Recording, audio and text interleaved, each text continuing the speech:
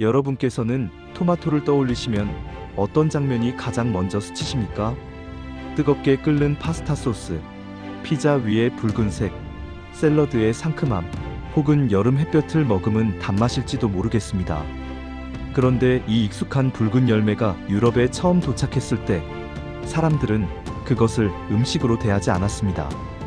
어떤 이들은 장식용 화분에 심었고 어떤 이들은 독이 있을지 모른다며 손대기를 꺼렸습니다. 심지어 한동안 토마토는 먹으면 위험할지도 모르는 열매라는 의심을 달고 살았습니다. 오늘은 그 토마토가 어떻게 대륙을 건너고 의심을 이겨내고 마침내 지중해 요리의 주인공이 되었는지 한 편의 대이동 서사로 들려드리겠습니다. 이 이야기는 단지 식재료의 유행이 바뀐 과정이 아니라 낯선 것을 받아들이는 인간의 마음, 제국과 무역의 길, 그리고 음식이 문화를 바꾸는 방식까지 담고 있습니다. 토마토의 고향은 유럽이 아닙니다. 토마토는 아메리카 대륙에서 시작되었습니다. 정확히는 중앙아메리카와 남아메리카의 여러 지역에서 자라던 야생종과 재배종이 긴 시간에 걸쳐 다듬어졌고 토착민들은 이미 토마토를 요리에 활용하고 있었습니다. 토마토는 작은 열매에서 시작해 점차 크기와 맛이 다양한 형태로 변화했으며 말하자면 이미 먹는 식물로서의 역사가 그곳에서 먼저 완성되어 있었던 셈입니다. 그런데 15세기 말부터 16세기 초 유럽의 항해와 정복이 시작되면서 아메리카의 작물들이 대거 대서양을 건넙니다.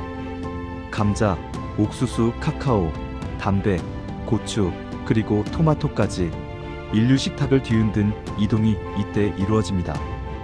우리는 이를 콜럼버스 교환이라 부르기도 합니다. 중요한 것은 이 교환이 단순히 물건을 옮긴 것이 아니라 사람들의 생활과 생각까지 옮겼다는 점입니다. 유럽의 토마토가 처음 모습을 드러낸 것은 스페인과 이탈리아를 중심으로 한 16세기 무렵으로 알려져 있습니다. 하지만 처음 도착했다와 당연히 먹기 시작했다는 전혀 다른 이야기입니다. 유럽 사람들에게 토마토는 낯설었습니다. 생김새는 아름다웠지만 분류가 문제였습니다. 토마토는 가지과 식물에 속합니다. 이 가지과에는 인간에게 유용한 작물도 많지만 동시에 독성을 가진 식물도 존재합니다. 사람들은 경험적으로 이 계열은 조심해야 한다는 감각을 갖고 있었고 낯선 붉은 열매는 경계의 대상이 되기 쉬웠습니다. 게다가 당시 유럽의 의학과 자연학은 채액설 같은 전통적 세계관에 기대고 있었습니다. 음식은 단지 배를 채우는 것이 아니라 몸의 성질을 바꾸고 기질을 흔들고 병을 만들거나 고칠 수 있는 것으로 여겨졌습니다. 이런 시대에 출처를 알기 어려운 붉은 열매가 널리 퍼지기란 쉽지 않았습니다. 여기에 더해 토마토를 둘러싼 오해를 키운 요인도 있었습니다. 귀족층이 사용하던 접시와 식기에는 납성분이 포함된 경우가 있었고 산성이 강한 음식이 납을 녹여 문제를 일으킬 수 있다는 가능성도 거론됩니다. 토마토 자체가 독이라기보다 토마토를 먹는 방식과 환경이 불안을 증폭시켰을 수 있다는 뜻입니다. 실제로 역사 속 독이 든 토마토 이야기는 종종 과장과 전설의 형태로 전해지며 토마토에 대한 공포를 상징적으로 보여주는 장치가 되기도 합니다. 중요한 것은 사람들이 무엇을 과학적으로 증명했느냐보다 무엇을 두려워했느냐입니다. 음식의 역사는 늘 과학과 감정이 함께 움직입니다. 그렇다면 토마토는 어떻게 이 두려움을 뚫었을까요? 답은 한 번에 오지 않았습니다. 토마토는 먼저 관상용으로 자리 잡습니다. 유럽의 정원과 온실에서 토마토는 이국적인 장식 식물로 사랑받기도 했습니다. 이름도 흥미롭습니다. 어떤 지역에서는 토마토를 황금 사과 같은 표현으로 부르며 아름다운 색과 모양을 강조했습니다.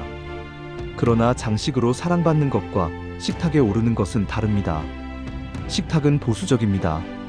몸 안으로 들어오는 것은 결국 신뢰의 문제이기 때문입니다. 전환점은 주방에서 시작됩니다. 특히 지중해 지역의 조리 문화가 토마토를 받아들이는데 중요한 역할을 합니다. 올리브유, 마늘, 허브, 양파, 그리고 천천히 익혀 맛을 끌어내는 조리법은 토마토의 산미와 단맛을 조화롭게 만들었습니다. 토마토는 생으로 먹을 때보다 익혔을 때 맛과 향이 깊어지며 소스나 스튜 형태로 활용하기 좋습니다. 즉 토마토는 지중해식 조리 환경에서 비로소 자신의 강점을 드러낼 수 있었습니다. 특히 이탈리아 남부 나폴리 같은 지역에서 토마토는 점차 서민들의 식탁으로 들어오며 값싸고 유용한 재료로 자리 잡습니다. 여기서 중요한 포인트가 있습니다. 어떤 음식은 귀족의 식탁에서 내려와 대중화되지만 토마토는 오히려 대중의 주방에서 위로 올라가는 길을 택합니다. 이는 토마토가 단지 맛있어서가 아니라 재배가 가능해지면서 접근성이 높아졌고 저장과 활용 방식이 발전했기 때문입니다.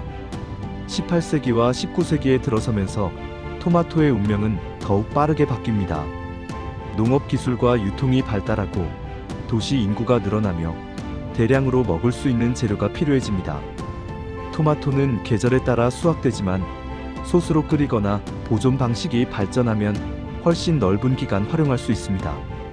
이후 통조림 기술 같은 보존 혁신은 토마토를 전 세계로 확장시키는 날개가 됩니다. 한 지역의 음식이 다른 지역으로 이동할 수 있었던 것은 배와 철도만이 아니라 식재료가 상하지 않고 이동할 수 있는 기술 덕분이었습니다. 결국 토마토는 이국적인 열매에서 산업과 도시의 재료로 성격이 바뀌고 그 과정에서 사람들의 인식도 바뀝니다.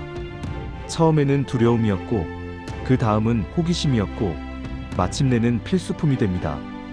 그러나 토마토가 지중해 요리의 상징이 되는 데에는 또 하나의 결정적 사건이 있습니다. 바로 토마토가 정체성을 얻는 순간입니다. 예를 들어 이탈리아 음식하면 떠오르는 붉은 소스의 이미지는 사실 오랜 시간에 걸쳐 만들어진 문화적 합의입니다. 토마토는 파스타, 피자, 라구, 수프와 결합하면서 이탈리아다움을 표현하는 색이 되었고 사람들은 그 맛을 통해 지역을 기억하게 됩니다. 이때의 토마토는 더 이상 식물학적 낯설미 아니라 향수와 고향의 맛이 됩니다. 오늘날 토마토가 지중해의 태양을 닮았다고 말하는 표현은 단순한 시적 수사가 아니라 문화의 결과입니다. 태양은 원래 그곳에 있었지만 토마토는 그 태양 아래에서 새로 태어난 존재가 되었습니다. 이 이야기를 여기서 끝내기에는 아쉽습니다.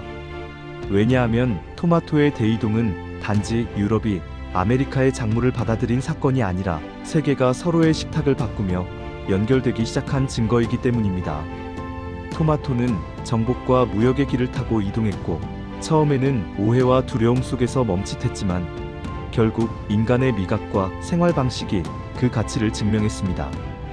그리고 한번 받아들여진 토마토는 단지 먹는 것에 그치지 않고 요리의 기술을 바꾸고 지역의 정체성을 바꾸고 산업의 형태까지 바꿔놓았습니다. 생각해보시면 놀라운 일입니다. 어느 날 갑자기 유럽에 나타난 붉은 열매 하나가 수백 년 뒤에는 그 지역을 상징하는 맛이 되었으니 말입니다. 마지막으로 오늘의 주제를 한 문장으로 정리해드리겠습니다. 토마토는 도구로 의심받던 낯선 열매였지만 사람들의 주방에서 신뢰를 얻고 기술과 문화의 손을 잡으며 지중해 요리의 주인공으로 다시 태어났습니다. 그래서 우리가 오늘 토마토 소스를 떠올릴 때 그 안에는 단지 맛뿐 아니라 대륙을 건넌 역사와 인간의 마음이 함께 끓고 있다고 말씀드릴 수 있겠습니다. 다음에 토마토를 드실 때는 그 붉은색이 단지 식욕을 자극하는 색이 아니라 낯설미 익숙함으로 바뀌는 데 걸린 시간을 담은 색이라는 점도 함께 떠올려 보시면 좋겠습니다.